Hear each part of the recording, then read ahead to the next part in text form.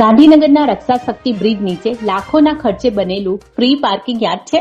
હવે એ ભૂલી જજો, કારણ કે તંત્રને અચાનક કમાણીનો નવો આઈડિયા આવ્યો છે. રક્ષા શક્તિ બ્રિજ નીચે લાખો રૂપિયા વાપરીને જનતા માટે મસ્ત ફ્રી પાર્કિંગ બનાવવામાં આવ્યું હતું. લોકો ખુશ હતા કે ચાલો ટેક્સના પૈસા સારા કામે લાગ્યા, પણ એમને ક્યાં ખબર હતી કે આ તો માત્ર ટ્રેલર હતું. હવે પાટનગર યોજના વિભાગને અચાનક એવું બ્રહ્મજ્ઞાન થયું છે કે આ જગ્યાએ તો પે પાર્કિંગ હોવું જોઈએ. એટલે ફરી એકવાર જનતાના પરસેવાની કમાણીના લાખો રૂપિયાના ધુમાડા કરવાની તૈયારીઓ શરૂ કરી દેવામાં આવી છે. એટલે કે પહેલા જે લાખો રૂપિયા ખર્ચ્યા એ સીધા ખાડામાં ગયા. એક જ જગ્યાએ 2 વાર ખર્ચ કરીને વિકાસની ગતિ બમણી કરવાની તંત્રની આ ટેકનિક ખરેખર અદ્ભુત છે.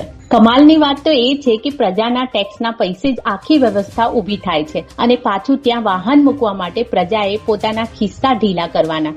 એક જ જગ્યાએ 2 વાર ખોટા ખર્ચાઓ કરીને આખરે કોના ખિસ્સા ભરવામાં આવી રહ્યા છે તે સૌથી મોટો સવાલ છે. શું કોઈ અધિકારી પાસે એટલું સામાન્ય વિઝન ન હતું કે ભવિષ્યમાં અહીં કેવી વ્યવસ્થા જોઈશે? શું આને સ્માર્ટ વહીવટ કહેવાય કે પછી પ્રજાને મૂર્ખ બનાવવાનો આ સીધો કારસો છે? તેનો વિચાર હવે ગાંધીનગરની જનતાને જાતે જ કરવાનો છે. સોલારમાં હવે સબસિડી બંધ થવાની છે, તો તમારા ઘરે સોલાર લગાવવા આજે જ સે સોલારનો સંપર્ક કરો.